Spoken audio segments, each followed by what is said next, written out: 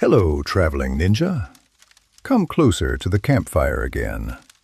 The night is cold, but the sky over the Leaf Village is beautiful.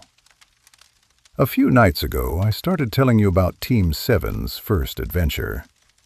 It began as a test, and now I will reveal its true purpose. Sit down. It's warm enough. I'll continue the story exactly where we left off. Sasuke watches Kakashi fall, wounded, immobile. But that's what he wanted everyone to believe. In an instant, the body dissolves. It explodes in smoke. A transformation jutsu. Kakashi wasn't there. Sasuke frowns. He realizes too late. He revealed his position. A useless attack. Now he needs to move, quickly, silently. Sakura saw everything from a different angle. Her heart raced. She needed to find Sasuke. She needed to protect him. But haste overshadowed caution. She almost bumped into Kakashi, just a few meters ahead. She sighed in relief. She wasn't seen, nor heard. Then, a calm voice behind her. "Sakura, behind you." Before she could react, hand seals. The world spun and faded. Sakura falls unconscious. A few days later, I asked Kakashi what that was. He explained it to me with a certain restrained amusement. A genjutsu. Inside the illusion, Sakura found Sasuke, hurt, wounded, fallen. She went into shock. "You needed to learn," Kakashi said, "that obsession is also a weakness." I confess I found the lesson a little cruel, but effective. Kakashi decides to stop hiding. Now it's Sasuke's turn. "I won't fall for illusions," he says, "nor for childish traps." Superiority in his gaze. Too much confidence. He attacks. Shurikens, kunais, almost invisible threads. The blades cut through the air in unexpected curves. For a moment, Sasuke touches one of the bells. Kakashi is surprised. He puts the book away. This student is different. He admits it. But Sasuke doesn't want to talk. Hand seals. His chest expands. And he blows. Fire. A ball of flames. Violent, imposing. Almost like a dragon. Kakashi is startled, not by the jutsu itself, but by a child mastering a technique that requires refinement and a large amount of chakra. The flames cease. Kakashi disappears again. Sasuke searches. Right? Left? Above? Too late. A hand emerges from the ground, grabs his foot. Kakashi emerges from the earth. Earth-style jutsu, headhunter jutsu. Sasuke is buried. Only his head sticks out. Neutralized. The third lesson, ninjutsu. Kakashi recognizes the talent, but also the flaw. Being different isn't always being better. Sakura wakes up, startled. She runs through the forest, and then she sees Sasuke's head emerging from the ground. She faints again. When she wakes up, Sasuke has already freed himself. He continues on his path. The bell. Sakura interrupts him. She suggests giving up, trying again next year. Sasuke stares at her. In his gaze, there is no time. There is no room for games. I am a hunter, he says. I need to be stronger than my prey. All of that seemed very personal to me. His words carried a lot of weight. But then the clock strikes. Noon. No bell. No lunch. Sasuke and Sakura return to the starting point. They find Naruto tied to the central tree trunk. Naruto tried to eat secretly amidst the chaos. He was caught. The stomachs of the three rumble. Even from afar, I can hear it. Poor things. Kakashi announces, "You failed, but you haven't been rejected." Brief celebration, then the true verdict. "You are permanently expelled from the Ninja Academy." Kakashi raises his hand, interrupting the protests before they turn into shouts. A heavy silence falls. He then begins to speak, not as a provocation, but as a judgment. Naruto failed by acting only on impulse. He ran alone, attacked without thinking, without even considering that he wasn't there alone.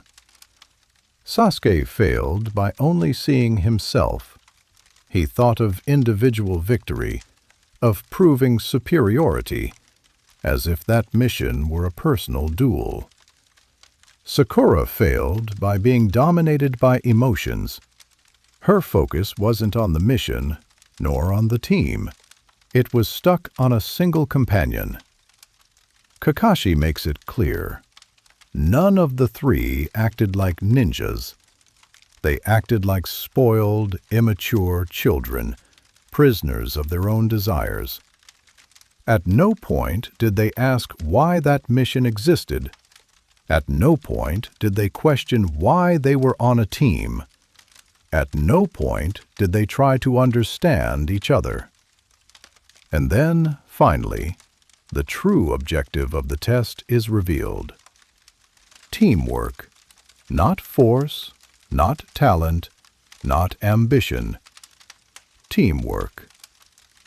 I watch silently as understanding begins, too late, to dawn on their faces. How could they not have realized it sooner? Kakashi concludes, with restrained coldness, "Now, it's too late." Sakura is the first to question. Even with teamwork, only two could pass. Someone would still be left behind. Kakashi confirms. That was the challenge. He wanted to put them before an impossible choice, to force a conflict, to see how far they would go, and who they would be able to abandon. Kakashi then simulates reality. He speaks of hostages, of sacrifices, of cruel decisions that don't give time to think. He points to a stone on which were engraved the names of thousands of ninjas, heroes of the village. Naruto tries to smile as if he could lighten the mood. He says that one day he will put his name there too, that he too will be a hero of the Leaf Village. Sakura interrupts him immediately. That stone is not a cheerful tribute. It's a memorial. There are the names of ninjas killed on missions, close friends of Kakashi. The silence that settles is heavy, dense, almost suffocating. Perhaps realizing the weight of his own words, Kakashi takes a deep breath and then offers one last chance. They can have lunch. They will have 3 more hours. They only need to get one bell. If they succeed, everyone will pass. Except for Naruto, who, as punishment for breaking the rules, remains tied up, without eating. And Kakashi makes it clear, If anyone tries to feed him, they will be eliminated immediately. Kakashi walks away. Sasuke and Sakura eat in silence, sitting next to Naruto. His stomach rumbles loudly. Even from a distance, it's audible. Naruto laughs, says it's not a problem, that he could go days without eating. A poorly told lie, a futile attempt to compete with his own stomach. Sasuke is the first to break the silence. He extends some of his food to Naruto. Sakura panics. That would mean Sasuke's elimination. But he replies calmly, Kakashi isn't there, and they need Naruto strong, fed, not a dead weight if they want to get the bell. Sakura hesitates, but can't resist. With a slight, almost shy smile, she also offers her food. The smile is short-lived. Naruto is tied up. She needs to feed him by hand. Before she can finish, an explosion of smoke, the air grows heavy. Kakashi appears before them. Absolute silence. They stand up at once, trying to defend themselves. They say they are a team, that if one is punished, all must be. Then, as quickly as it appeared, the pressure disappears. Kakashi smiles with one eye. You've passed. The three are confused, not understanding.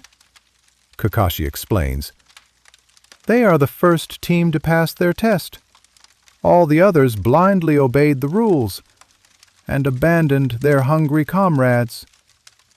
He concludes, in the ninja world, those who break the rules are scum.